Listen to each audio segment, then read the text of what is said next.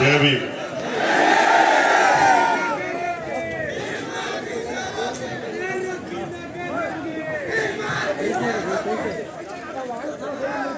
क्या मैं अपनी बात रखूं?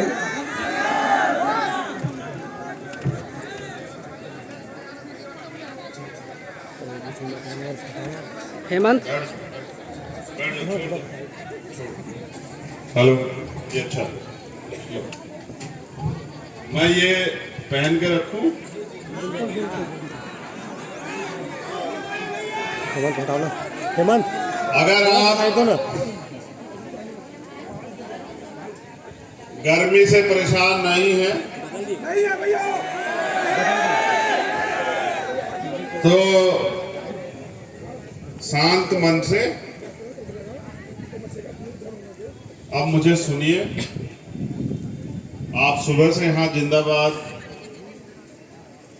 जिंदाबाद के नारे लगा रहे हैं,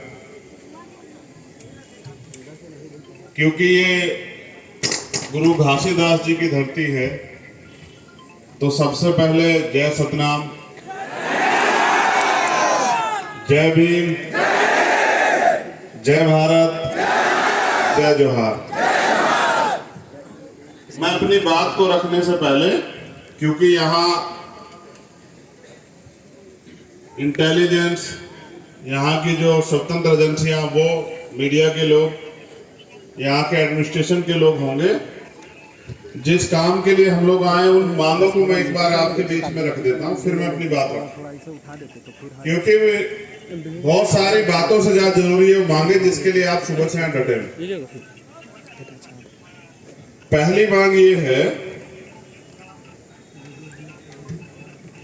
कि यहाँ के जो मुख्यमंत्री हैं, उन्होंने चुनाव से पहले ये वादा किया था कि 2008 में भारतीय जनता पार्टी की सरकार द्वारा, उनके मुख्यमंत्री द्वारा स्टेट में जो शेड्यूल कास्ट का आरक्षण का कोटा है, जो 16% था, उसको कम करके 12% किया था।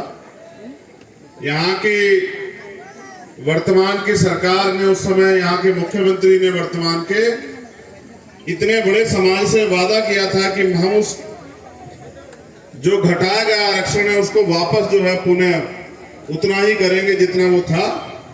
ऐसा वादा उन्होंने चुनाव के समय किया था और मुझे लगता है 4 साल से ज्यादा का समय बीत गया। अब 2023 में चुनाव है। उससे पहले हमारे लोगों ने प्रयास किया है कि मुख्यमंत्री जी तक हमारी मांग पहुंचे। तो हमारी पहली मांग ये है कि 16% अनुसूचित जाति का आरक्षण बहाल किया जाए। ये हमारी आप सबकी पहली मांग है। उसके बाद यहां के मुख्यमंत्री जी ने 200 बिस्तर के लिए 200 बिस्तर अनुसूचित जाति हॉस्टल सर्व सुविधा युक्त की घोषणा भी की थी। शायद मुख्यमंत्री जी को 4 साल में ये एहसास नहीं हुआ कि वो हॉस्टल भी बनना चाहिए। इसलिए ये भी हमारी मांग है कि वो 200 बिस्तर का हॉस्टल जो आपने वादा किया था, कम से कम अपने वादों पे तो खरे उतरिए, उसको बनाइए। हमारी तीसरी मांग है जो मेरे संज्ञान में लाई गई है कि SC ST को प्रमोशन में रिजर्वेशन, जिसका मामला सुप्रीम कोर्ट में पेंडिंग है, उसके बावजूद भी मुख्यमंत्री जी लगातार प्रमोशन कर रहे हैं और SC ST के कर्मचारियों को नजरअंदाज उसमें किया जा रहा है। ये गलत है, पूर्ण रूप से जो है असंवैधानिक है। सरकार को ऐसे कार्य नहीं करने चाहिए जिससे कि इतने बड़े समाज की जनभावनाएं जो हैं वो उनमें विरोध पैदा हो, उन्हें तकलीफ हो। इस पूरे आंदोलन के विरोध में जहां जहां भीम आर्मी या अन्य संगठनों ने आंदोलन किए, उनके ऊपर झूठे मुकदमे लगाने का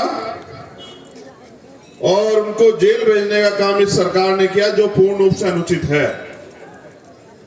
ऐसी जानकारी भी मुझे यहां दी गई। एक यहां पर शेड्यूल कास्ट अनुसूचित जाति के जाति प्रमाण पत्र की जो जटिल प्रक्रिया उसको सरलीकरण के लिए भी एक कमेटी बनी थी।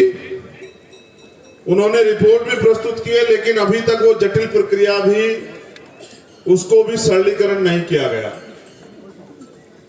और यही बैठे मेरे पास एक और जानकारी जो अनुकंपा नियुक्ति शिक्षा कर्मी कल्याण संघ छत्तीसगढ़ की है। यही वहां टेंट के पास वो लोग अपनी मांगों के लिए आंदोलन कर रहे हैं। उनकी ये मांग है, क्योंकि मैंने जानकारी की कि जायज मांगे दिवंगत शिक्षक जो हैं उनके आश्रितों को अनुकंपा के आधार पर नियुक्ति जो है वो मिलनी चाहिए। मैं इस मांग का भी समर्थन करता हूं और सरकार से अपील करता हूं कि इस मांग को भी सरकार सुने। मैंने मीडिया के बंधुओं के लिए, एडमिनिस्ट्रेशन के लिए, एजेंसियों के लिए अपनी जो मांगे हैं वो उनकी जानकारी में रख दी। अब मैं अपनी बात की शुरुआत करूंगा। वहां जो रोकने के लिए बैरिकेडिंग लगाए, मैं यहां एडमिनिस्ट्रेशन और पुलिस के साथियों को यह भी जानकारी देना चाहता हूं कि हमारा मकसद हंगामा करना नहीं है। हम पीड़ित हैं और अपने अधिकार मांगने के लिए आए हैं। ये अधिकार हमें संविधान ने दिए हैं, वरना इसकी बजाय बड़े बड़े लोहे के स्टील के वो भी लगा लो बैरिकेटर। हम किसान, कमेरे, वंचित वर्ग के लोग हैं, उनको भी चीरते हुए आगे निकल जाएंगे। गलत फहमी हमारा इतने बड़े पैमाने पे जुटने का एकमात्र कारण ये है कि हम अपनी मांग को, और हम प्रदेश की राजधानी में, अगर मुख्यमंत्री बहरे ही हो गए तो अलग बात है, अदरवाइज हमारी मांग उन तक चली जाए, इसीलिए हम लोग इकट्ठे हुए हैं। हमारे मुख्यमंत्री से व्यक्तिगत कोई लड़ाई नहीं है। धन्यवाद। बहुजन समाज में जन्मे सभी संतों, गुरुओं, महापुरुषों को नमन करते हुए, वो सभी महापुरुष जिन्होंने हमें